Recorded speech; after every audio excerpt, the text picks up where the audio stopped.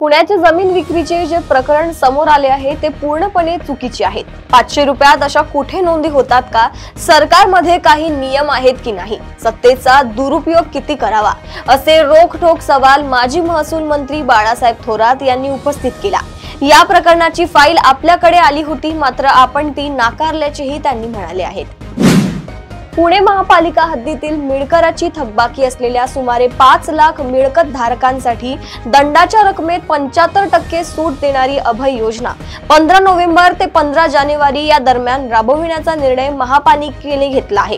महापालिकेने राबविलेल्या यापूर्वीच्या 4 अभय योजनांमध्ये लाभ घेतलेल्या 1,40,000 थकबाकीदारांना या योजनेचा लाभ घेता येणार नसल्याचे महापालिका आयुक्त नवल किशोर राम यांनी स्पष्ट केले। मुख्यमंत्री अजित पवार यांचे पुत्र पार्थ पवार यांच्या कंपनीचे जमीन खरेदीचे 2 कारनामे उघड झाल्यानंतर अजित पवार यांच्यावर चौफेर टीका झाली। यानंतर बॅकफूटवर गेलेल्या अजित पवार यांनी मुंढवा येथील जमिनीचे व्यवहार रद्द करत असल्याचे जाहीर केले। मात्र कायदेशीरदृष्ट्या खरेदी खत रद्द करण्यासाठी दोन्ही पक्षकारांना 42 कोटी रुपयांचे मुद्रांक शुल्क भरावे लागणार आहे।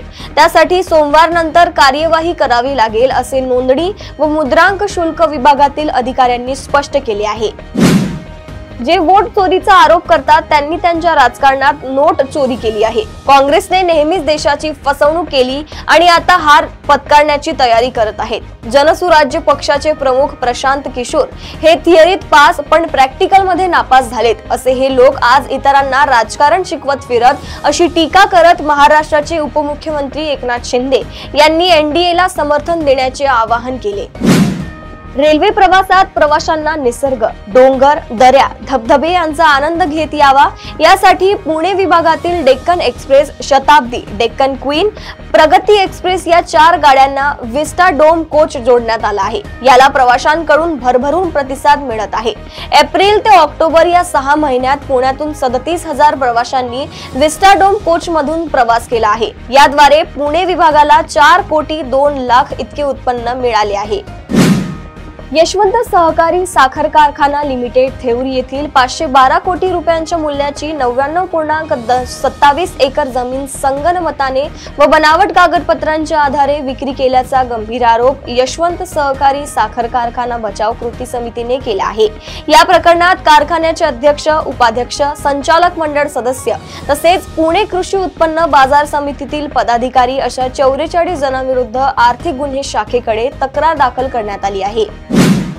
सावंतवाडी तालुक्यात गेल्या 1.5 महिन्यांपासून वावरत असलेल्या ओंकार नावाच्या 10 ते 12 वर्षांच्या हत्तीवर बांदा येथील तेरेखोल तुडसान नदीपात्रात डुंबत असताना सुतडी बॉम्ब फेकून देण्याचा अमानवी आणि भयंकर प्रकार समोर आला आहे। या घटनेचे व्हिडिओ देखील उघडकीस आले असून सुरुवातीला वन विभागाच्या पथकानेच हे कृत्य केल्याचे बोलले जात आहे।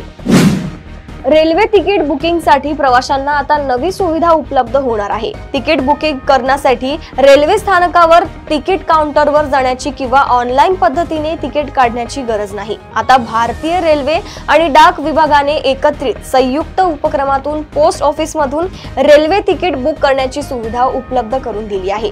ही सुविधा पुणे विभागातील उरुडी, कांचन आणि इचलकरंजी या ठिकाणी सुरू करण्यात आली आहे। नाशिक त्र्यंबकेश्वर येथे 2027 मध्ये होणाऱ्या सिंहस्थ कुंभ मेळ्यात केवळ हिंदूंचीच दुकाने लागावीत आणि इतर धर्मीयांना जागा देऊ नये असे वादग्रस्त विधान करणारे राज्याचे मत्स्योद्योग व बंदरे विकास मंत्री नितेश राणे यांना महाराष्ट्र राज्य अल्पसंख्याक आयोगाकडून लवकरच नोटीस बजावली जाणार आहे। राज्य अल्पसंख्याक आयोगाचे अध्यक्ष प्यारे खान यांनी हा दावा करीत राणेंच्या वक्तव्यामुळे राज्यातील सामाजिक सलोखा बिघडत असल्याचा गंभीर आरोप केला आहे।